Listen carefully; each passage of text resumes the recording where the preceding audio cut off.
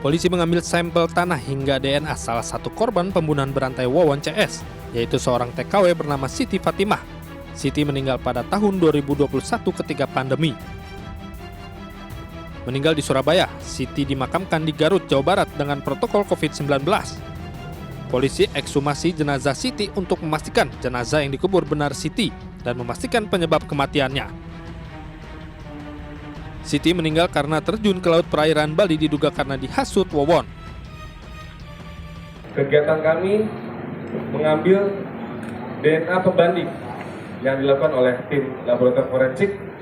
DNA pembanding itu kami ambil dari anak kandung korban dan adik kandung korban. Nanti jenazah akan kami bawa ke Jakarta untuk dilaksanakan otopsi oleh tim kedokteran forensik Rumah Sakit Polri, RSCM dan UI. Selain itu, kegiatan kami juga melaksanakan pemeriksaan terhadap saksi-saksi seperti kakak ipar korban dan adik kandung korban. Yang pertama mengetahui kematian korban melalui media sosial dan kakak iparnya yang menemui korban atas nama Noneng di Bandung. Selain Siti Fatimah, istri kelima Wawon, Halimah yang juga jadi korban pembunuhan juga diekshumasi.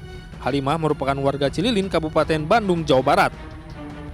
Kedua jenazah akan menjalani pemeriksaan lebih mendalami di RS Polri Kramat Jati oleh dokter forensik RS Polri RSCM dan Universitas Indonesia. Solihin alias Duloh, salah satu pelaku pembunuhan berantai yang menewaskan 9 orang di wilayah Bekasi dan juga Cianjur, Jawa Barat, diketahui sehari-hari berjualan es cincau di sebuah sekolah dasar di Bekasi. Pelaku merupakan bisa menyembuhkan orang sakit non-medis.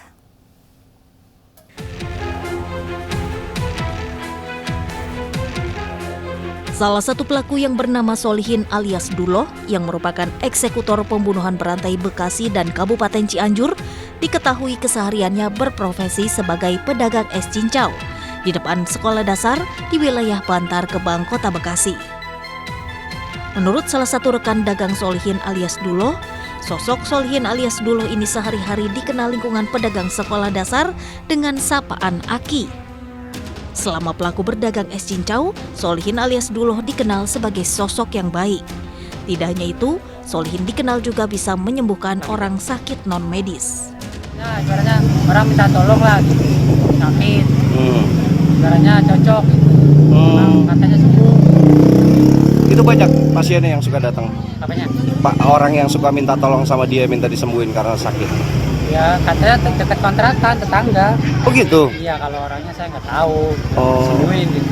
Minta tolongnya sama dia? Iya. Saya bisa nyembuhin gitu. Kalau saya kan belum pernah lihat, belum pernah ini kan. Ya, ibaratnya yang ngomong ya percayalah gitu. Sebelumnya polisi telah menetapkan 3 orang pelaku pembunuhan berantai atas nama Wawon alias Aki, Solihin alias Duloh, dan MDD Solehudin yang menewaskan 3 orang di TKP Ciketing Udik, Bantar Gebang, Kota Bekasi. 5 korban sebelumnya warga Cianjur dan 1 korban lainnya warga Garut, Jawa Barat. Dari Bekasi, Jawa Barat, Rahmat Hidayat, iNews melaporkan. Kita beralih ke informasi putra bungsu Presiden Jokowi, Kaisang Pangarep yang mengaku tertarik terjun ke dunia politik mengikuti jejak sang ayah dan 2 kakaknya, Gibran Rakabuming Raka dan Bobi Nasution. Keinginan Kaisang ikut berpolitik itu mendapat dukungan dari Ketua Umum Gerindra sekaligus Menteri Pertahanan Prabowo.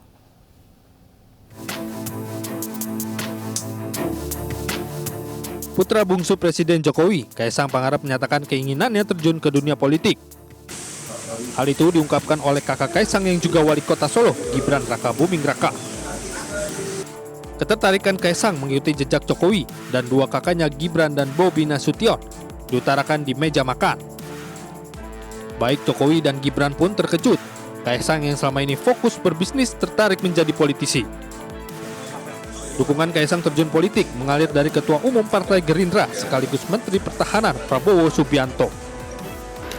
Bukan hanya dukungan terhadap Kaisang, Prabowo juga memberi dukungan penuh kepada Gibran untuk maju sebagai Gubernur DKI Jakarta. Hasilnya saya lihat beliau pemimpin muda yang sangat potensial. Kami selalu akan mendukung pemimpin-pemimpin yang dinamis, yang bekerja keras untuk rakyat. Kabar Gibran siap maju sebagai Gubernur DKI Jakarta di Pilkada 2024 pun telah dikonfirmasi langsung oleh Gibran. Survei LSI menunjukkan elektabilitas Partai Perindo tembus 4,8%, menyalip PKB, P3, dan juga PAN. Keberhasilan Perindo melampaui partai lainnya disambut baik oleh Ketua Harian Nasional Partai Perindo, Tuan Guru Bajang, yang menyebutkan bahwa program kerakyatan Partai Perindo semakin direspon masyarakat.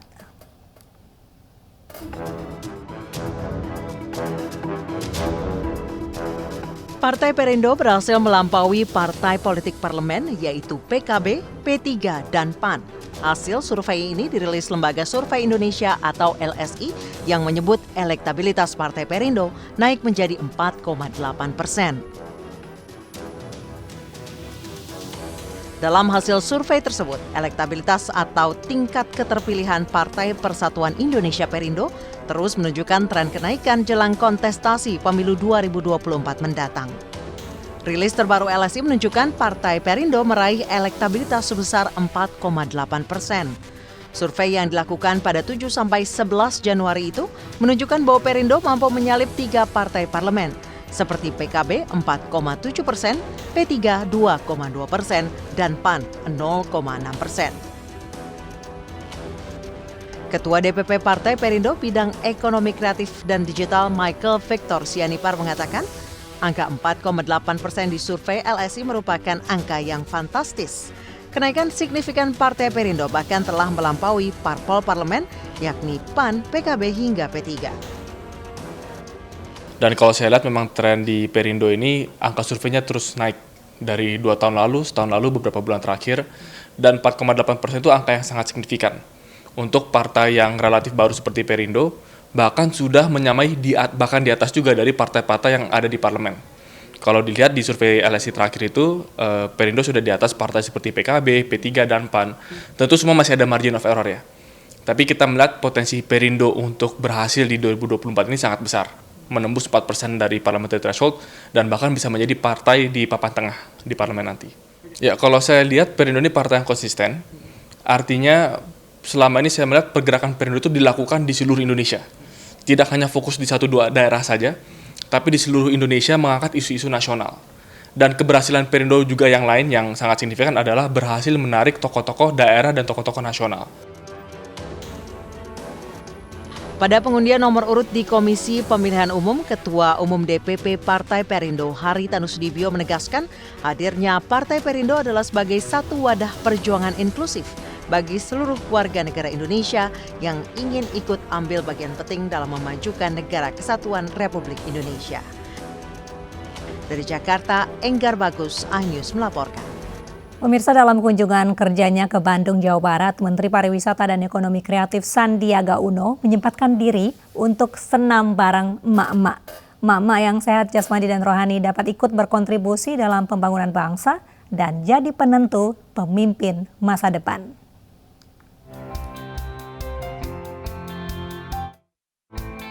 Selain generasi milenial, kantong suara dalam pemilu 2024 yang menjadi primadona adalah kaum emak-emak.